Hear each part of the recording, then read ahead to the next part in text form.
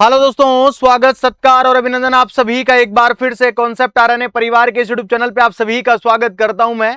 एक जो important topic जो निकल करके आता है सर, ये सीएचओ के अंतर्गत बताओ ना सर, सीएचओ क्या है? सीएचओ गवर्नमेंट जॉब है, सीएचओ प्राइवेट जॉब है, सीएचओ क्या है सर? सीएचओ के अंतर्गत कौन कौन सा क्या क्या कब परमानेंट हो जाते हैं, कौन कौन सा स्टेट परमानेंट कर रहा है, सीएचओ के अंदर सैलरी कितनी मिलती है, सीएचओ के अंतर्गत एलिजिबिलिटी क्राइटेरिया क्या है, सीएचओ के अंतर्गत प्रिपरेशन स्ट्रेटेजी क्या होती है, ये सब कुछ आज हम लोग देखने वाले हैं इस छोटे से वीडियो के अंतर्गत। सबसे पहले मैं आपको बताऊं, CHO that is community health officer. भाई साहब, ऑफिसर लाइक पोस्ट है भाई, और इसको हिंदी में कहते हैं तो और बड़ा मजा आता है, सामुदायिक स्वास्थ्य अधिकारी, है ना। कम्युनिटी ऑफिसर लाइक पोस्ट है, पहली चीज याद रखना। सबसे बढ़िया एक बात याद रखना जो बच्चों के माइंड में आता है कि साहब ये गवर्नमेंट जॉब भी है कि नहीं है, ये टोटली 100% गवर्नमेंट जॉब होती है। बट अब आप बोलोगे कि साहब गवर्नमेंट जॉब कह करके फिर बट लगा दिया। बट गवर्नमेंट जॉब के अंदर एक चीज आती है, संविदा, संविदा प्रथा, इस पे रहती है ये जॉब। सबसे मजेदार बात इस जॉब में क्या है पता है आपको? इसके अंदर कोई भी नाइट ड्यूटी नहीं होती है। आहा, बिल्कुल मौज हो गई साहब। हमारे नर्सिंग के बच्चों का नाइट ड्यूटी से थोड़ा सा मामला डापाचूक रहता है, इसके अंतर्गत कोई भी नाइट ड्यूटी नहीं है रे भाई, कतई किसी प्रकार की नाइट ड्यूटी नहीं है। दूसरी चीज, सभी प्रकार के गवर्नमेंट बेनिफिट आप लोगों को मिलते हैं। गवर्नमेंट बेनिफिट, गवर्नमेंट लीव, जितनी भी गवर्नमेंट की छुट्टी आएंगी सारी मिलेंगी आप लोगों को।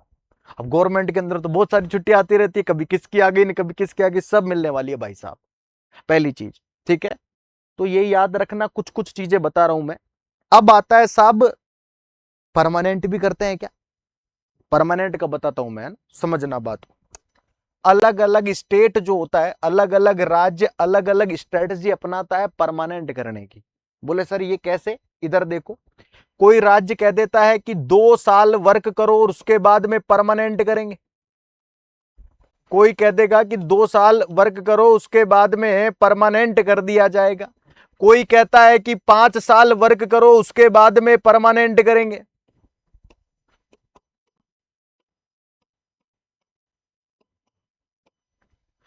अब यहां पे दुविधा आती है सबसे बढ़िया निकल करके राजस्थान के बच्चों के लिए। राजस्थान जो गवर्नमेंट के अंतर्गत अभी तक कोई भी परमानेंट का कोई सीन ही नहीं है रे भाई साहब, है ना, है ही नहीं। और कर दे तो कर भी दे, सरकार है, सरकार कुछ भी कर सकती है, लेकिन 2 साल कई पॉलिसी बनी होती है। इसलिए कहता हूं कि अलग अलग स्टेट वाइज अलग अलग स्ट्रेटजी यूज करते हैं ये। किसी में क्या स्टेट यूज करते हैं, मैं आपको बात बताऊं, हर स्टेट जो अलग अलग स्ट्रेटजी यूज करता है वो सैलरी पे भी आकर के अटकती है। सर कैसे? इधर देखना सारे बच्चे, इसके अंतर्गत जो सैलरी वाला मामला था ना, इसके अंतर्गत जो सैलरी वाला मामला था वो क्या था सर? सैलरी दो भागों में आती थी। एक तो आती थी 15, सॉरी, एक आता था इसमें 25,000 तो वेतन आता था और 15,000 इंसेंटिव आता था, हाँ या ना? बोले बिल्कुल भाई साहब। अदर स्टेट में यही मिल रहा है, टोटल मिल करके 40,000 हो गए साहब। बोले साहब अधिकारी लेवल की पोस्ट है, वर्कलोड ज्यादा होता है, पेपर वर्क भी होता है, सीएमएच ऑफिस में मीटिंग्स होती हैं और फील्ड में वर्क होता है, ठीक है, इतना एग्रीगेट मानते हैं, ठीक है।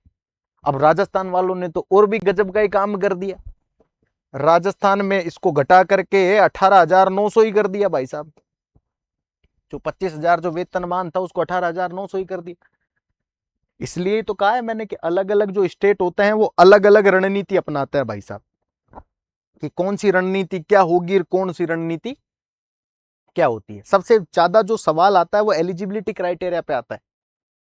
साहब मैं एमपी का बच्चा हूं, मैं राजस्थान सीएचओ दे सकता हूं क्या? साहब मैं एमपी सीएचओ भी जॉब आ गई 10,000, सर मैं राजस्थान का बच्चा हूं, मैं दे सकता हूं क्या? वो भी अभी क्लियर कर लेते हैं। एलिजिबिलिटी,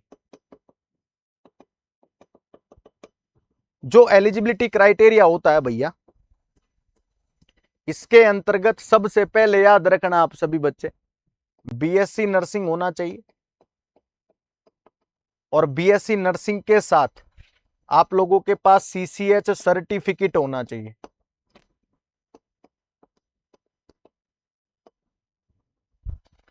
अगर आप जीएनएम हैं, सर हम जीएनएम के कैंडिडेट हैं, बिल्कुल जीएनएम कैंडिडेट वाले बच्चों के पास भी सीसीएस सर्टिफिकेट होना चाहिए। अगर आपने जीएनएम है, जीएनएम के साथ आपने पोस्ट बीएससी कर ली और आपके पास सीसीएस सर्टिफिकेट है, तो भी आप क्या कर सकते हैं, सीएचओ का फॉर्म अप्लाई कर सकते हैं, नो डाउट, बिल्कुल भर सकते हैं सर। अब आ जाती है बात कि साहब यार ये सीसीएस सर्टिफिकेट क्या होता है,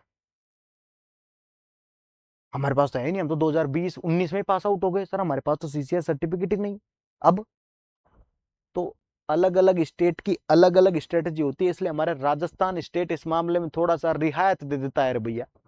तो राजस्थान स्टेट में अब तक जो सीएचओ हुए हैं ना, उसके अंतर्गत सीसीएच वाले प्लस विदाउट सीसीएच, अगर आपके पास सीसीएच है या सीसीएच नहीं है, विदाउट सीसीएच सर्टिफिकेट, ठीक है, तो दोनों अप्लाई कर सकते हैं राजस्थान सीएचओ की एग्जाम को, हाँ या ना। तो ये इस बात पे थोड़ा सा ध्यान दीजिएगा, आप सभी बच्चे, पूछ लिया जाता है सर सवाल, है ना, बन जाता है कि क्या इसके अंतर्गत मामला दिखाई देगा और क्या दिखाई नहीं देगा, समझ में आ रही बात, तो ये याद रखना आप सभी बच्चे, पूछ लिया जाता है। चलिए सर, अब आता है सर एलिजिबिलिटी क्राइटेरिया, तो बताओ, देखो सर मैं एक बात बता दूं, मान लीजिए एमपी सीएचओ के अंतर्गत पोस्ट आ गई, तो उसके अंतर्गत क्या होता है, एक तो आपका जो रजिस्ट्रेशन जो नंबर होता है ना, जो आरएन नंबर होता है, ये आपको एमपी का ही चाहिए, पहली चीज। अब कई कई स्टेट है ना, डोमिसिलियरी भी मांग लेते हैं, बोले मूल निवासी यही का होना चाहिए।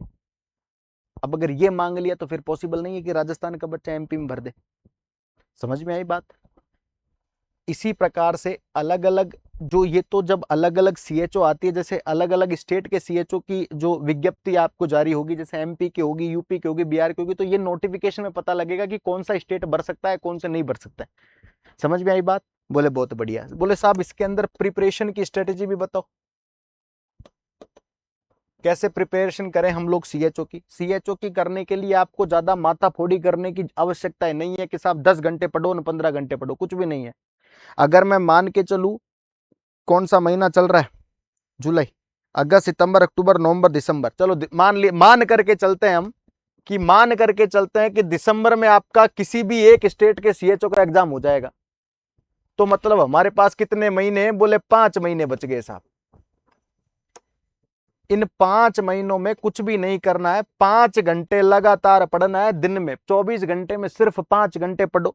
पहली चीज, कंसिस्टेंसी से पढ़ो, कंसिस्टेंसी मतलब लगातार, हाँ ऐसे नहीं है कि साहब कल मामा एक बुआ की शादी है हम चले गए, नहीं, 5 घंटे तो देने, उसके बाद आप कहीं भी जाओ। दूसरा, थ्योरी पढ़ो, थ्योरी कंप्लीट करो, थ्योरी कंप्लीट करने के साथ एमसीक्यू सोल्व करो, एमसीक्यू सोल्व करने के साथ डीपीपी यूज करो। डीपीपी का मतलब होता है डेली पेपर प्रैक्टिस,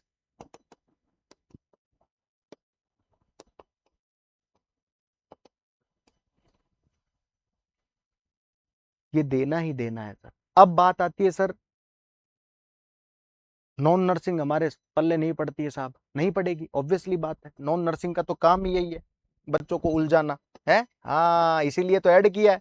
देखो भैया, नॉन नर्सिंग अब ऐड कर दी गई है, जैसे हमारे राजस्थान ने सीएचओ के अंतर्गत नॉन नर्सिंग ऐड कर दी, जिसमें कंप्यूटर आ गया ना भाई, हिंदी इन इंग्लिश, अब बच्चों ने पढ़ी नहीं जीके न जीएस, अब नर्सिंग के बच्चों का नॉन नर्सिंग तो डापा चूकी रहता है, लेकिन उसके रिगार्डिंग यूट्यूब पे क्लास चल रही है डेली, आप लोग बिल्कुल देख रहे होंगे, महेश सर की क्लास जानदार शानदार तरीके से मैथ रीजनिंग सब पढ़ा रहे हैं बढ़िया तरीके से। पहली चीज, हाँ या ना, बोले बिल्कुल साहब पढ़ रहे हैं, बोले बिल्कुल। तो थोड़ा थोड़ा नॉन नर्सिंग पे भी हमें फोकस करना होता है सीएचओ के एग्जाम निकालने के लिए, क्योंकि इस बार जो लास्ट सीएचओ हुआ था राजस्थान सीएचओ, उसके अंतर्गत नॉन नर्सिंग में एक सब्जेक्ट आया आप लोगों के कंप्यूटर, जो सबके गर्दे उड़ा गया 1 सेकंड में, किसी कोई भी बच्चा नहीं था जिसके सारे में से कंप्यूटर में सारे के सवाल सही थे, मतलब ऐसे ऐसे सवाल पूछ लिए यार।